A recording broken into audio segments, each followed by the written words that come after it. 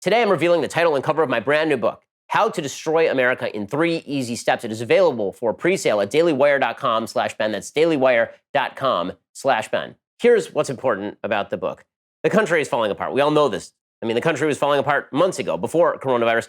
The coronavirus pandemic has really exacerbated a lot of the divisions that undergirded what was happening before. What we are watching right now is at least half the country really does not see America as a cohesive unit. It doesn't see America as an idea. It doesn't see America as a nation. Instead, America is a set of competing interests. America is just a bunch of groups that hate each other, and whoever grasps the brass ring of power is able to cram down their viewpoint on everybody else. Why exactly is the country falling apart? I think the country is falling apart because there are a lot of people who want to fundamentally change the country, and then there are some people who see that America was meant to be unified, that America is based on a shared philosophy. It's based on a shared culture. It's based on a shared history. And that's really what the book is about. You could see in the Democratic primaries how much of the Democratic Party does not believe that we have a shared philosophy, does not believe we have a shared culture, believes that America's history is actually a history of innate evil and horror. And how many Democrats today are trying to use the pandemic to, quote unquote, remake America? Bernie Sanders had a whole piece in the New York Times where he was talking about how we need to fundamentally reshape the free markets and capitalism in America as a whole.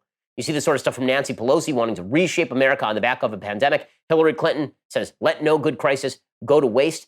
The fact that people want to fundamentally remake America, that has really become the dominant ideology of the political left. And more than anything else, it's not just the left-right division. It's a question of whether we stay together as a country. There's a traditional, what I call unionist history to the United States, a traditional unionist philosophy, a traditional unionist culture. And that is an idea that America does have these shared things, this shared philosophy. And that philosophy can be summed up in the Declaration of Independence, the idea of pre-existing rights, rights that pre-exist government, God-given, that are to be protected by a government that is designed also not to invade those rights with delegated powers, that is answerable to the people, right? These are the traditional philosophies of the United States. The philosophy that limited government ought to be combined with powerful social institutions, right? Institutions that inculcate duty and virtue. This was the traditional American idea. And then there's a group of people that I call the disintegrationists. And the disintegrationists make the case there is no shared philosophy, that actually America is just a brutal, vicious, terrible place. And really, rights don't exist. They're just privileges from the government. That the rights, things like the right to free speech or the right to a free press or the right to assembly, these are actually just evil ideas that are really designed to reinforce power hierarchies. The power of free speech, the right to free speech is bad because it allows people like you or me to talk. If the right to free speech were good, it would actually bar people that are not on the left from talking. Right? We'd have hate speech regulations. You see this with regard to the belief that America's limited government is insufficient, that we need to overthrow the boundaries of the Constitution. People on the left are constantly attempting to overthrow the bounds of the Constitution in order to maximize the power of government. We don't have a shared philosophy. That philosophy was originally constituted by rich white men in order to re-enshrine their own interest. So without that philosophy, we fall apart because then government is just a power tool to be used against whoever you don't like. And then there's the question of a shared culture. Yeah, I mean, we all watch the same movies. We all watch the same TV shows. What I really mean is that there used to be an idea in America that we had a culture of rights. Virtually all of our arguments were based in this idea of rights. The right to free speech, the right to express your opinion, the right to worship as you saw fit and act as you saw fit without anybody else impinging on those rights. Now, this is not a law issue, right? That would go under sort of the philosophy categorization. This is an issue of the culture, and that is we are completely intolerant of other people's right to free speech at this point. We try to create boycotts. Social media mobbing has become the order of the day. The attempt to destroy people who disagree with us, not just debunk their arguments, but destroy them as human beings, come after them, go after their sources of livelihood.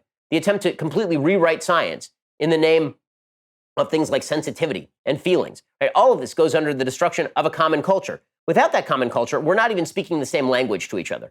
We're not even capable of communicating properly with one another if we don't share that culture. And then finally, there's the question of American history. The traditional unionist version of American history is very simple. America has had horrible periods in American history, but America's founding ideals were great and good.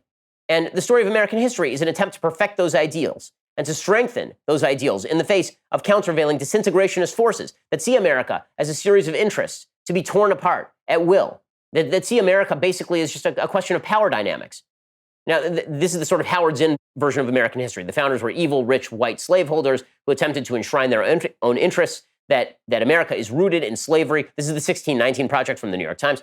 And then there's the traditional unionist history that says we're all part of the same team. And we weren't always part of the same team because America's ideals were not properly construed and properly enacted. But that doesn't mean the ideals were wrong in the first place.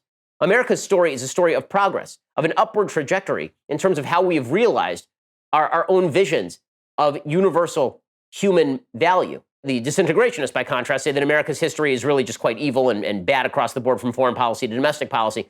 And that means that we have nothing to share, right? If we don't share philosophy, if we don't share culture, if we don't share history, it's very easy to divide the country. And the purpose of all that division is so that we can rebuild something different in the ruins. Now, here's the dirty little secret. Nothing different will be rebuilt in the ruins. Nothing. Instead, what will happen is we'll all go our separate ways. The groups will separate. We'll revert to tribalism. And that's what we're seeing right now. When everybody is busy talking about Trump, the real question is not about Trump. It's between a group of people who believe America was never great and a group of people who believe that America was always great, even if we didn't always fulfill our potential. Right? That is the real battle that is happening right now. We need to restore what it was that made America great in the first place. What are the ideas? What was the culture? We need to restore our vision of American history. That's the way we're going to restore the country. So my book is about America. It's about our economy. It's about our values. It's about our churches. It's about our Constitution, about our Declaration, and about the people who are trying to get rid of all of those things in favor of building a new utopia. My new book, How to Destroy America in 3 Easy Steps. Can't wait for you to read it. Go check it out in pre-sale right now at dailywire.com/Ben. That's dailywire.com/Ben.